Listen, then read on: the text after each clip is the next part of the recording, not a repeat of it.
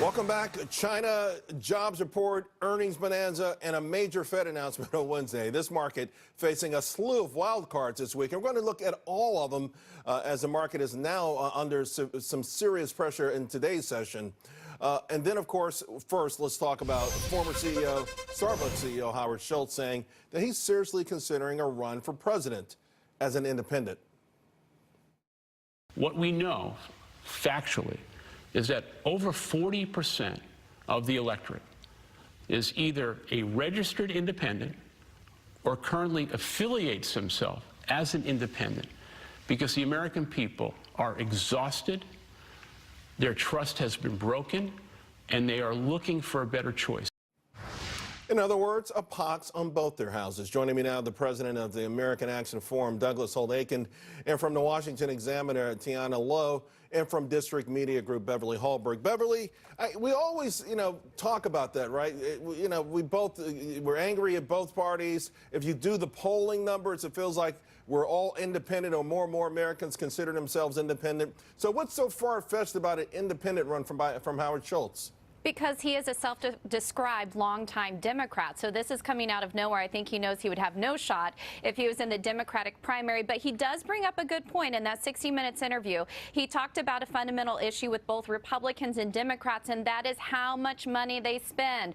Our debt is a big issue and something that Republicans have not dealt with in the 2 years that they did have the House. And so I think he has a point there. But I think a lot of people wonder, why not try to change the Democrat Party? They're moving so far to more of a socialist platform these days. I think if he really wanted to have a reasoned approach to trying to change a trajectory, don't go for the independent bid, but try to change the Democrat Party. Although, Tiana, it looks like it's going to be a Donnybrook over in the Democratic side with perhaps 2 to 3 dozen candidates. It's going to be a free-for-all out of this world. Certainly. And, right now the Democratic Party is really being dominated by this economic, populist, tribalist, socialist push, as well as these politics of intersectionality. As a white, self-made billionaire, Howard Schultz doesn't necessarily fit that. But for all of the pearl-clutching by Democratic establishment figures like Neera Tanden about the mere prospect of Schultz even running, which is his right, just consider Hillary Clinton was seriously considering making him his Secretary of Labor.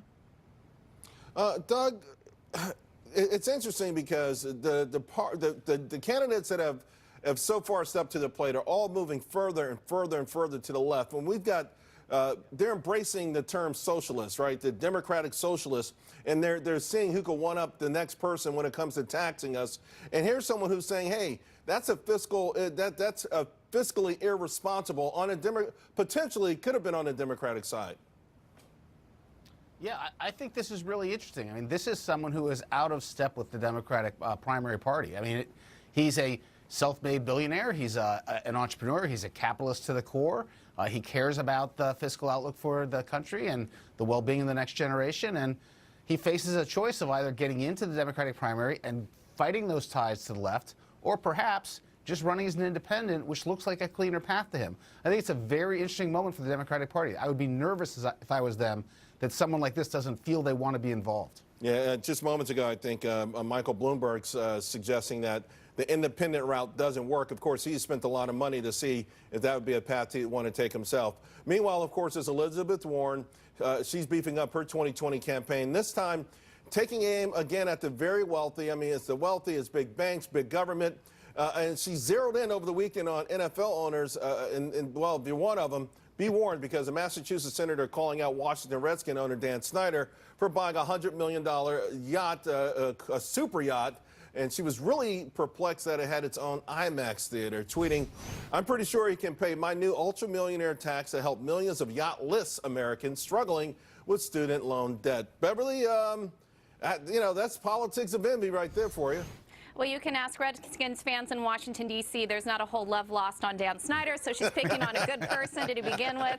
But even beyond that, I think that there is a fundamental disagreement between those who like capitalism and those who like socialism. And they think that the rich only get rich at the expense of the poor. Let's not forget that Dan Snyder, making this business or this purchase decision, he hired people to build the boat, to work the boat. And sadly, poor people don't get richer by taxing the rich more. Even if you tax tax the wealthy, the wealthiest in our country, at 100%, it wouldn't make a dent in our debt. That's why we need to look at policies that lift all people up, because there is enough in the pie. It doesn't mean that if you're rich, you're taking all the money away. Let's figure out how we can help people start businesses and get higher wages in their jobs. And yet, Tiana, a lot of people are saying, if nothing else, it will feel good. It will feel like social justice, that a wrong is being made right.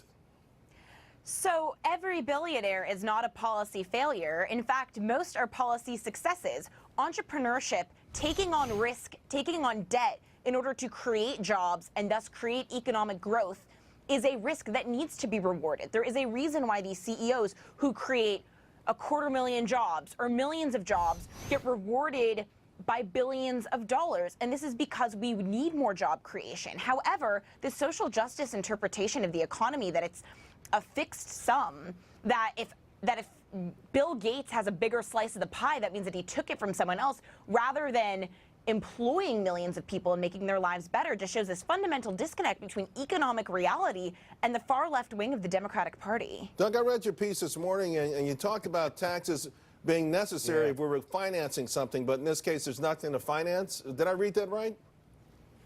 Yeah, I mean, the usual approach to tax policy is to say, geez, I don't like taxes. Taxes are a bad idea. No one likes taxes. But there are some things that the government does that are beneficial. And so, you decide you're going to have as least damaging a tax policy as possible to pay the bills. This is anything but that. This is, let's tax these affluent people for the sake of taxing these affluent people. Let's make them worse off, and we'll feel better. And that is at odds with the way this country's been run for a long, long time. And I unfortunately am crippled by knowing something about the topic. And we've had a luxury tax. And we actually put a tax on the yachts of the Dan Snyders of the world. You know what happened? Every one of the boatyard workers was out of a job. Yeah, I remember that. We repealed that tax real quickly. I remember that. And also be careful when you start getting those pitchforks and those torches. Sooner or later, they may end up in front of your house, right? We start with the billionaires and we end up with people making $200,000 a year. Doug, Tiana, Beverly, thank you very much.